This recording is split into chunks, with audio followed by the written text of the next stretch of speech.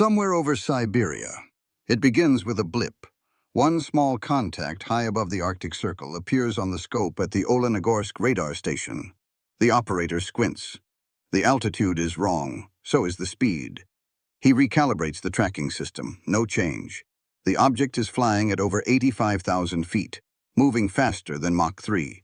No known aircraft in the Soviet inventory can do that. Within seconds, every screen in the command center lights up. S-200 missile batteries are put on alert. MiG-25 scramble from nearby airfields. Orders fly down the chain. Track, lock, destroy. But the target isn't slowing down. It's accelerating. By the time the first interceptor reaches half the required altitude, the contact has already passed Murmansk. The missiles fired from Sery-Shagan flare into the sky, then burn out, too slow, too blind. On radar, the object vanishes behind the curvature of the Earth. 3 minutes. That's all it took. What the Soviets just encountered wasn't a ghost. It was the Lockheed SR-71 Blackbird, America's Mach 3 reconnaissance aircraft built from titanium, forged in secrecy, and designed for one purpose: to fly faster than anything that could shoot it down. This wasn't its first flight over Soviet territory, and it wouldn't be the last. For over a decade, the SR-71 had flown reconnaissance missions along, and sometimes directly over, the USSR, photographing missile sites, fleet movements, and radar networks. It did so at altitudes and speeds the Soviets couldn't match. Over 4,000 missiles would be launched in vain at the Blackbird throughout its service. Not a single one hit. To the west, the SR-71 was a marvel of engineering, a symbol of aerospace supremacy. To the Soviets, it was a recurring nightmare. They saw it, they tracked it, but they could never catch it. In a Cold War defined by standoffs, doctrine, and nuclear fear, the SR-71 didn't carry bombs. It didn't drop payloads. It didn't need to. It carried humiliation at Mach 3. And every time it appeared on their screens, Soviet officers had to admit, if only to themselves, there was nothing they could do to stop it. From the first radar ping to the last missile failure, the Soviet Union's entire air defense strategy was built on a core belief: that everything could be intercepted. Every aircraft had a ceiling. Every speed could be calculated. Every intruder, no matter how fast or high, could be plotted, locked, and destroyed if caught in the right kill zone. This belief was more than military. It was institutional. Since the 1950s, Soviet airspace had been considered a fortress. Rings of radar stations, early warning posts, and layered surface-to-air missile batteries formed what Soviet planners proudly called the impenetrable dome. It was one of the most comprehensive air defense networks ever constructed. It stretched from the Polish border to the Sea of Japan, with dozens of SAM systems, S-75 Venus, S-125 Nevis, and later S-200s, ready to respond in minutes. Add to that an interceptor fleet of MiG-21s, Su-15s, and MiG-25s, all fast, all armed, all ready to launch. The system was designed to neutralize high-speed bombers, spy planes, and reconnaissance aircraft like the American U-2. And when Gary Powers was shot down in 1960, it was seen as a vindication. The dome had worked. The invader fell. But that shoot-down cemented a dangerous illusion. That altitude was no longer a threat, that missiles were fast enough, that no future aircraft could escape the Soviet web. Then the SR-71 arrived. At first, the Soviets didn't believe it. Reports from radar sites along the Norwegian and Turkish borders noted strange contacts, long-range, high-altitude signatures moving faster than any known aircraft. Flight profiles didn't match missiles or drones. They were too stable, too high, and most of all, too fast. But Soviet command assumed the data was flawed. Mach 3.2? Impossible. Altitude over 80,000 feet? Error. They blamed calibration mistakes, faulty software, atmospheric distortion. Engineers were told to correct the logs, not believe them. Air defense crews were retrained to ignore these phantom spikes. It was easier than accepting the truth.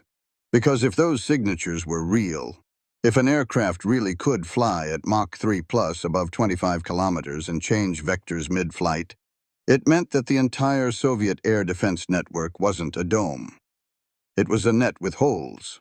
The most terrifying part? The SR-71 didn't need to hide. It showed up every time. Bold, fast, loud on radar, and completely untouchable. Soviet missile crews would stare at their launch systems, lock the target, fire their best weapon, and watch it fall short every time. In post-incident debriefs, missile operators described their screens with confusion and dread. One captain recalled, "We fired. It kept going. It was like trying to shoot a comet with a slingshot." The assumptions were dead. Soviet radar could track it. Soviet missiles could launch. But none of it could stop the Blackbird. And no one could admit why. In Soviet military academies, students were taught that speed alone couldn't protect an aircraft. Missile technology, radar sophistication, and layered engagement zones would always catch up. That belief had held true through the 1960s. The U.S. B-58 Hustler, the XB-70 Valkyrie, even the U-2, all were designed around altitude and velocity, and all eventually were either intercepted or made obsolete. So, when whispers of the SR-71 emerged, Soviet doctrine held firm. No aircraft is too fast. No target is unreachable. This doctrine was enshrined in layers. First, radar. From ground-based P-14 Tall King radars to mobile spoon rest units, each sector overlapped its neighbor, providing continuous early warning. Second, missiles. The S-75 had already proven itself against Power's U-2. The newer S-200 had a longer range, up to 300 kilometers, and could hit targets at 30,000 meters. Third, interceptors. The MiG-25 Foxbat was the final line. Capable of reaching Mach 2.8 in short bursts, it could climb to the edge of space and was armed with long-range R-40 missiles designed for high-altitude engagements. It looked unbreakable. But the SR-71 wasn't just fast. It was designed to defy the logic behind this entire system. Whereas Soviet SAMs predicted target position based on speed and altitude, the Blackbird could adjust mid-flight. Slight course corrections at Mach 3 meant it could exit an engagement window before the missile had completed its arc. Its titanium body, shaped to reflect minimal radar energy, reduced lock quality. And even when radar tracked it, the missiles couldn't keep up, because the SR-71 didn't cruise at Mach 2.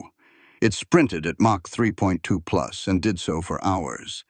By the time a radar station registered a solid track and fired, the Blackbird was already 50 to 100 kilometers ahead of where the missile was aimed. Interceptors like the MiG-25 were equally outmatched. To even approach the SR-71's altitude, they had to dump fuel, fly in a straight climb, and risk engine damage if they pushed past Mach 2.8. They could barely reach the Blackbird's height, and by the time they got there, it was gone. Time and again, Soviet air defense units followed protocol. Radar detection, intercept vectoring, missile launch, all perfect, all useless. One Soviet colonel later admitted, "We executed our doctrine flawlessly. The plane still disappeared." This wasn't an error in command. It was a failure of belief. The assumption that every aircraft could be intercepted. That missile speed would always beat engine speed. That altitude no longer mattered. The SR-71 violated each of those beliefs, and it did so every time it flew. The doctrine didn't just crack. It shattered. It happened over the Baltic Sea. September 1974. The Cold War was running hot along the NATO-Warsaw Pact divide, and every radar station on both sides of the Iron Curtain was twitching with tension. At 0931 hours, Soviet early warning radars near Kaliningrad registered a high-speed contact coming in from the Norwegian Sea. Altitude over 82,000 feet. Speed, Mach 3.2. Within seconds, sirens wailed across multiple intercept nodes. The contact was violating Soviet airspace, straight across a sensitive air corridor lined with missile batteries and fighter bases. An SR-71 was crossing into the Soviet umbrella, and Soviet command was about to test its most prized defenses. Within 4 minutes, 3 MiG-25s were airborne.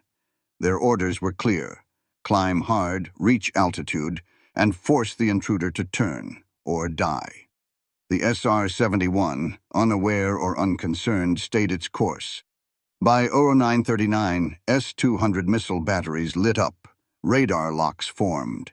The Soviet fire control computers spat out intercept calculations. Launch authorization was granted. 4 surface-to-air missiles roared from their launch rails, their trails spiraling through the thin upper air. This time, Soviet officers believed they had him. The intercept math lined up. The vector was clean. The target was still within range. But 7 minutes later, the contact vanished. Not from stealth, not from jamming. It had simply outrun the missiles. The closest one detonated 27 kilometers behind the Blackbird, having burned out its fuel long before it reached the target. One MiG-25 climbed within visual range, barely. The pilot later reported seeing a black speck high above, moving like no aircraft should. He could not close the distance. He was already redlining the engine. The Blackbird never turned, never slowed. It crossed Soviet airspace in 13 minutes, banked slightly, and exited over the Caspian Sea before any response team could realign. The tapes were reviewed. Missile operators were interrogated. Pilots were debriefed. Every procedure had worked. Every response had been textbook. But the result was undeniable. The aircraft had crossed Soviet airspace at will and escaped untouched. That night, the head of Soviet Air Defense Forces, Marshal Alexander Koldenov, was briefed in private. His staff insisted the radar readings must have been faulty, that no aircraft could fly so fast and survive, that the altitude was likely exaggerated. But the photographic evidence, the precise time logs, the telemetry from each missile detonation, was impossible to refute. It was, officially, the first confirmed SR-71 overflight of active Soviet defense sectors. And it had made the entire system look impotent. One general whispered the truth no one wanted to hear. This isn't a breach, it's a demonstration. The impossible had happened, and the Soviets could no longer pretend they were ready for what came next. The initial reports were dismissed. Senior commanders labeled the incident a data misclassification. The altitude was blamed on radar bloom. The speed, atmospheric interference. The Ministry of Defense circulated internal memos instructing officers not to discuss the engagement publicly. The SR-71 didn't exist, not officially, and therefore it couldn't have happened. But the silence was laced with panic. In private, the KGB and GRU convened emergency analysis cells. Radar tapes were reviewed frame by frame. Missile performance logs were dissected. Every variable was recalculated. The conclusion? Nothing had failed. The system had simply been outpaced.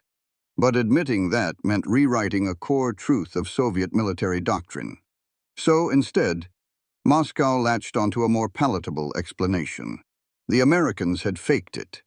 Some sort of decoy, a high-speed drone, a spoofed radar image, or as one Air Defense Directorate official boldly claimed, an electronic warfare trick to simulate a ghost aircraft.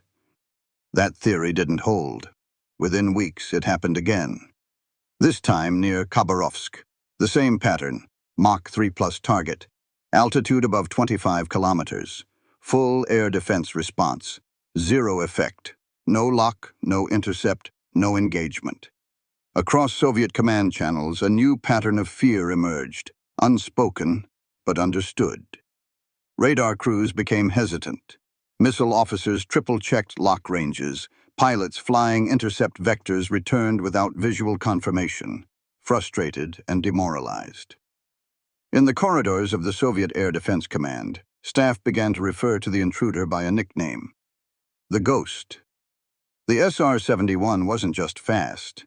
It was demoralizing.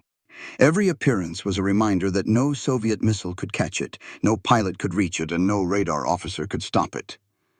And still, Moscow refused to officially recognize its existence. To do so would be to acknowledge a truth more terrifying than a bomber or a warhead, that the Americans could see everything, and the Soviets could do nothing about it. Internal reports were rewritten. Analysts were told to focus on potential system integration failures rather than platform performance. No mention of SR-71s was allowed in official training materials. The Soviet Union chose to blind itself rather than confront what it could not defeat. One radar colonel summed it up bitterly during a quiet moment at a northern base. "We're not tracking planes anymore. We're tracking our own shame." And the SR-71? It kept flying, unseen by eyes, but never off the radar. A ghost they could see, but never touch. Faced with undeniable patterns and repeated failures, Soviet analysts needed an answer. Any answer. If the SR-71 was real, and it was beating their best systems, then something else had to explain its invulnerability. A new theory began circulating in classified GRU and PVO documents. The Blackbird bleeds itself to death. This theory argued that the SR-71, flying at such extreme speeds, pushed the limits of its own structure. Its skin, composed of titanium alloy, expanded in flight. Its fuel tanks leaked on the ground. Its engines operated at temperatures no other aircraft could sustain. From this, Soviet engineers speculated that the aircraft was so fragile that one miscalculation, one radar lock, one lucky shot, would cause catastrophic failure. In other words, it was fast, but unstable. This was the new doctrine-friendly comfort. The SR-71, they claimed, didn't evade interception because it was superior. It evaded it because it had to.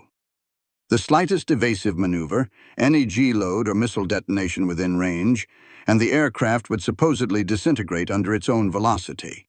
So they adapted. Missile units were trained to fire detonation corridors, waves of SAMs programmed to explode not at the aircraft but around it, aiming to disrupt airflow or damage sensors. Other divisions tested high-atmosphere flak clouds, hoping to force the SR-71 into evasive turns that could overstress its airframe. But every attempt failed. Not only did the SR-71 not disintegrate, it adjusted mid-flight, flew faster, climbed higher, and left every intercept attempt behind like an afterthought. The irony? What the Soviets saw as weakness, the fuel leaks, the glowing skin, the design compromises, was in fact part of a perfectly tuned ecosystem. Yes, the SR-71 leaked fuel, but only on the ground. In the air, heat sealed the tanks. Yes, its skin expanded. It was designed to. Yes, the aircraft was unstable at low speeds, but at Mach 3+, it was the most stable platform ever built. And even worse for the Soviets, the Blackbird wasn't flying blind. Its electronic countermeasure suite could detect radar locks and jam them in real time. Its route planning algorithms avoided hot zones by inches. Pilots weren't just flying, they were outmaneuvering missile logic. Yet the theory persisted, because the alternative, that the Blackbird was not only real but untouchable by design, was too damaging to accept. The doctrine couldn't be wrong. The system couldn't be obsolete. So the myth of the fragile Blackbird endured in Soviet circles, comforting, baseless, and fatal. One MiG-25 pilot, after failing to close on a confirmed SR-71 track, offered a frustrated summary. "They keep telling us it will fall apart. I keep watching it fly away." It wasn't a weakness. It was a weapon built on the lie of fragility. And it fooled the best minds in Moscow for over a decade. When the theory of Blackbird fragility collapsed under the weight of repeated failures, Soviet strategists shifted to another explanation. One that, on the surface, made more sense. It's not alone. This theory held that the SR-71's success wasn't due to its speed or altitude, but because it was shielded by satellites, by support aircraft, by escort fighters flying below the radar horizon. Some believed it operated with airborne jamming drones. Others were convinced it was guided through blind corridors opened by U.S. cyber sabotage or tactical decoys. In KGB analysis rooms, officers pored over mission logs and signal intercepts. They charted possible escort formations. They scanned for anomalies in Soviet radar coverage, any sign of satellite coordination or jamming interference. One theory claimed SR-71s launched in tandem with RC-135 rivet joint aircraft, which flew closer to the Soviet periphery, emitting signals to overload radar grids. Another speculated that F-4G Wild Weasels, or EA-6B prowlers, provided standoff jamming from international airspace. To the Soviet mind, the idea that a single plane, no matter how fast, could consistently pierce the world's most fortified airspace alone was inconceivable. It had to be part of a larger strike package, a chess move hiding in fog. But the fog was of their own making. Because while the SR-71 did operate with support, refueling tankers, global weather data, and downrange recovery teams, it flew its missions solo. No escorts, no decoys, no overlapping jammers. Its only defenses were its altitude, speed, and electronic countermeasures, which alone could blind SAM sights long enough for the plane to vanish. The belief in a broader system was comforting. It implied a weakness, cut off the support, and the Blackbird could be cornered. So the Soviets began launching long-range surveillance flights, looking for these phantom support elements. They stationed more interceptors near suspected escort corridors. They invested in anti-satellite weapons, hoping to disable the eye in the sky that must be guiding the SR-71. And still it kept coming, still alone, still untouchable.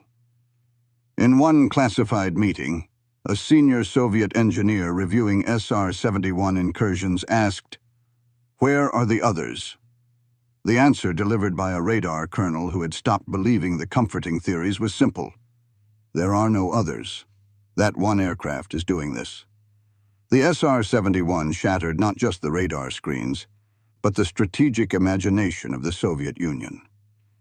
In a military built on mass and system redundancy, the idea of one aircraft executing deep penetration missions without support, without losses, and without fear was almost heretical. But it was true. The Americans had built a weapon that needed no escorts, no help, no second wave, just speed, altitude, and cold, deliberate confidence. And every time it flew, it forced the Soviet Union to fight phantoms, while the real threat moved miles ahead. No Western aircraft created a deeper intelligence blind spot in the Soviet Union than the SR-71. It wasn't just because the Blackbird was fast or stealthy. It was because it rewrote the rules of surveillance before Soviet intelligence even realized there had been a change. From the start, the KGB and GRU misunderstood the SR-71's role. To them, reconnaissance aircraft were still U-2s, slow, predictable, and vulnerable. Something to be tolerated or deterred, not feared. The Blackbird, they assumed, served the same function with higher altitude and less risk. They were wrong. What they missed, what the Americans understood from the very beginning, was that the SR-71 wasn't just a reconnaissance aircraft. It was strategic pressure incarnate. Every time the SR-71 approached Soviet airspace, it triggered a chain reaction. Missiles were loaded, crews scrambled, fuel burned, interceptors launched. Entire defense sectors diverted their attention to a single contact, one that never stayed long enough to engage. This wasn't passive data gathering. This was active disruption. The Americans weren't just photographing missile silos. They were testing Soviet readiness under real-time, no-warning conditions. They were watching how quickly radars aligned, which units activated first, how missile trajectories formed under stress. And then they left, without ever firing a shot. That intelligence, captured at Mach 3 and 85,000 feet, fed directly into Pentagon war plans, Strategic Air Command doctrine, and NATO contingency maps. Yet Soviet analysts insisted for years that the Blackbird was overkill. Too expensive, too fast to be useful, too high to see clearly. GRU case files even mocked it as an engineering excess. Meanwhile, American mission tapes recorded pinpoint images of radar installations, command posts, and missile staging areas, every inch of the Warsaw Pact's warfighting backbone. This intelligence didn't just improve targeting, it shaped strategy. U.S. planners could see the exact placement of S-75 batteries near Moscow, the refit schedules of Northern Fleet submarines, even the daytime flight routines of MiG squadrons on alert rotation. And the Soviets? They had no idea when they were being watched. They didn't even know how often. Some SR-71 missions flew over the same corridor twice in one day, testing not defenses, but doctrine. What happened when we double back? How fast do their interceptors climb? How long before they stop responding?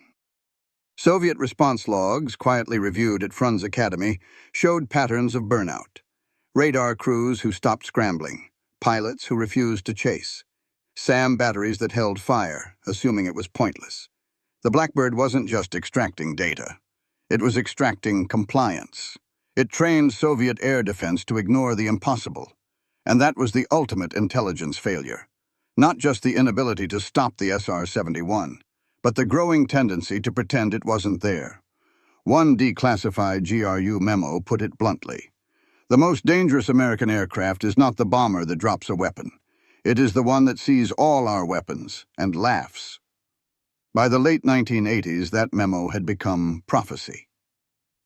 Because the Blackbird never fired a missile, but it still destroyed an entire belief system at 85,000 feet. To the outside world, the SR-71 Blackbird looked like a miracle of speed, a sleek black arrow darting across the sky at 3 times the speed of sound. But to the Pentagon, to the engineers at Lockheed's Skunk Works, and to the few men allowed to fly it, the Blackbird wasn't just fast. It was a system, the culmination of engineering, doctrine, and strategic foresight that the Soviet Union never managed to replicate. It began in secrecy. The SR-71 was born from the failures of the U-2.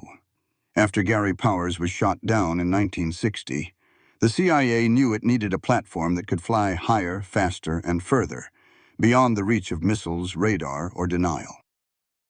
Lockheed's Clarence Kelly Johnson answered with something radical. A plane that leaked fuel, glowed white-hot, and flew so fast it didn't evade threats. It outran them. The aircraft was built almost entirely of titanium, a metal so rare in the U.S. that the CIA created front companies to import it from the Soviet Union. The engines, Pratt & Whitney J-58s, weren't just jet engines. They were partial ramjets, optimized to operate efficiently only at Mach 3.2. Every part of the SR-71 was designed for one purpose: to survive in contested skies, alone, without escort or backup, and without ever needing to fire a shot. But the aircraft was just the beginning. The real strength of the SR-71 lay in the ecosystem around it. Before every mission, entire squadrons of planners worked to thread the aircraft through enemy radar fields. Flight paths were calculated to avoid known SAM clusters, to ride mountain ranges, to dip just enough at precise moments to stay within ECM parameters. Each mission was supported by KC-135Q tankers, the only aircraft capable of refueling the SR-71 in mid-air with its specialized JP-7 fuel. Crews would often refuel multiple times on a single mission, allowing them to fly over 12,000 kilometers without landing. Inside the cockpit, the 2-man crew, pilot and reconnaissance systems officer, wore full pressure suits akin to astronauts. They flew at the edge of space, surrounded by vacuum, with skin temperatures reaching 600 degrees, 315 degrees, on leading edges. The sensors? A revolution of their own. Optical bar cameras, infrared scanners, radar imaging systems, all capable of capturing entire cities in a single pass. One mission could generate more strategic intelligence than a month of satellite coverage. But what made the SR-71 untouchable wasn't just its speed or tech. It was how it forced the enemy to react. Every time it appeared on radar, Soviet forces scrambled. They launched missiles, burned fuel, revealed SAM positions, strained their best pilots and controllers, and got nothing in return. It created a permanent state of stress inside Soviet air defense. And even when the SR-71 didn't cross into their airspace, the threat that it might kept entire regions on alert. The cost of this system was enormous, nearly $300 million per year to operate a fleet of just 32 aircraft. But the value? Immeasurable. In a single mission over North Vietnam, the SR-71 mapped out 70% of enemy SAM placements. In Europe, it revealed the true scale of Warsaw Pact tank movements long before satellites confirmed it. And the kill count? Zero losses, over 4,000 missiles fired, not one SR-71 shot down. No dogfights, no return fire, just altitude, speed, and cold, calculating superiority. Even the best Soviet engineers admitted, quietly, that no system could match it. The MiG-25 could almost reach its height, but only for minutes. The S-200 could almost reach its range, but never its speed. The SR-71 didn't dominate by pushing limits. It redefined them. By 1978, the Soviet Union had accepted a hard truth in private. Their most advanced radars, missiles, and interceptors could not stop the SR-71. But what came next wasn't a tactical failure. It was a performance in national humiliation, played out across radar screens, runways, and silent command posts. The Kola Peninsula, home to one of the USSR's densest radar grids and Northern Fleet assets, became the focal point. American intelligence suspected the area was preparing for a new class of ballistic missile submarine deployment. The SR-71 was tasked to confirm. The mission was simple: a long-range, high-speed overflight along the periphery, just outside Soviet borders. The Blackbird took off from RAF Mildenhall in the UK, refueled over the Norwegian Sea, and began its run. Within seconds, Soviet radar at Olenogorsk picked up the contact. Mach 3. Altitude, 85,000 feet. 3 MiG-25s scrambled. S-200 and S-125 missile batteries locked on. Fighters from Monchegorsk and Afrikanda vectored in. The entire northwestern quadrant of Soviet air defense went into full alert. The SR-71 didn't flinch. It crossed the Barents Sea at 3 times the speed of sound, cameras rolling, collecting high-resolution imagery of every surface vessel, every radar dish, every missile dome. Missile after missile launched, and missed, not by inches, by kilometers. The MiG-25s climbed high enough to see the contrail. One pilot tried to reach firing range. He redlined the throttle, burned his fuel in under 3 minutes, and stalled out just under 80,000 feet. The SR-71 remained out of reach, drifting smoothly across the stratosphere. It was like trying to swat a meteor. After the mission, Soviet command centers processed the engagement tapes. They saw their fastest interceptor unable to catch a glimpse. Their longest-range missiles exploded in empty sky. Their most sophisticated radar systems recorded nothing but silence after the pass. A declassified American mission report from that flight would later read, "All systems performed nominally. No threat indicators registered. All objectives achieved. Target region mapped to 97% completion." On the Soviet side, humiliation took another form. Silence. No formal reports were filed. No medals were awarded. The entire engagement was quietly scrubbed from readiness reviews. But across the air defense units of the Western Military District, the mood shifted. Commanders stopped holding alert drills during SR-71 overflights. Pilots stopped requesting launch codes. Crews learned to watch the contrail pass above and do nothing. Because what could they do? One Soviet major confessed after the fall of the USSR. "Every time we saw that line across the sky, we knew 2 things. We were exposed, and there was no answer." This wasn't war. This was one-sided exposure, and in that helplessness, the pride of the Soviet air defense network, once the most complex and feared system in the world, collapsed under its own myth. The SR-71 didn't drop bombs. It didn't deliver payloads or engage in dogfights. It didn't strike targets or jam radar towers into rubble. Yet for the Soviet Union, it devastated something far more fragile than infrastructure: ideological superiority. From the 1950s onward, the Soviet military narrative was clear. Western air power could be neutralized. With enough radars, interceptors, and layered defenses, even the most advanced American aircraft could be pushed back or destroyed. It was a pillar of Soviet belief. Their skies were secure. But the SR-71 made a mockery of that idea. Repeated incursions, unarmed, unsupported, and unstoppable, became quiet catastrophes. Each failed intercept was a message written in contrails. We can see you, and you can't stop us. Inside the Soviet air defense forces, this realization spread like rot. Officers who once bragged of steel walls now held briefings in shame. Technical schools began phasing out intercept doctrines for Mach 3 threats, not because they had a solution, but because they had none. In a 1985 classified meeting at the Frunze Military Academy, senior instructors reviewed a decade of SR-71 data. A colonel, reviewing footage from failed MiG-25 launches, posed a single question. How do we shoot what outruns the explosion? No one answered. Because the Blackbird was more than fast. It was beyond the doctrine. Soviet radar theory assumed speed made an aircraft easier to track. SR-71s blurred that idea. Soviet missile doctrine assumed altitude narrowed evasion. SR-71s inverted it.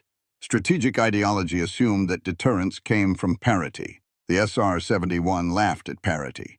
Even more damaging was the psychological shift. When crews stop believing they can win, systems collapse from within.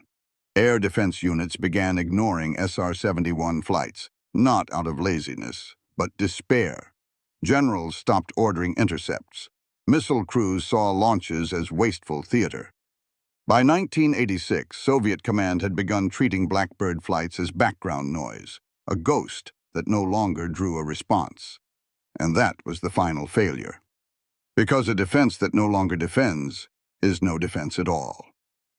The Soviet Union, with thousands of interceptors, thousands of SAM launchers, and the most fortified airspace on Earth, had been paralyzed, not by a bomber, not by a fighter, not even by a missile, by a camera, at Mach 3.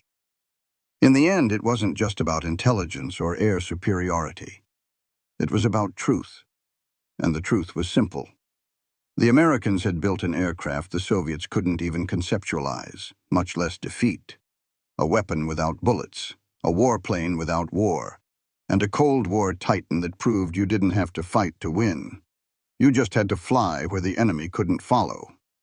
By the time the SR-71 retired in 1998, it had done something no other aircraft in history had achieved. It never lost a single plane to enemy fire.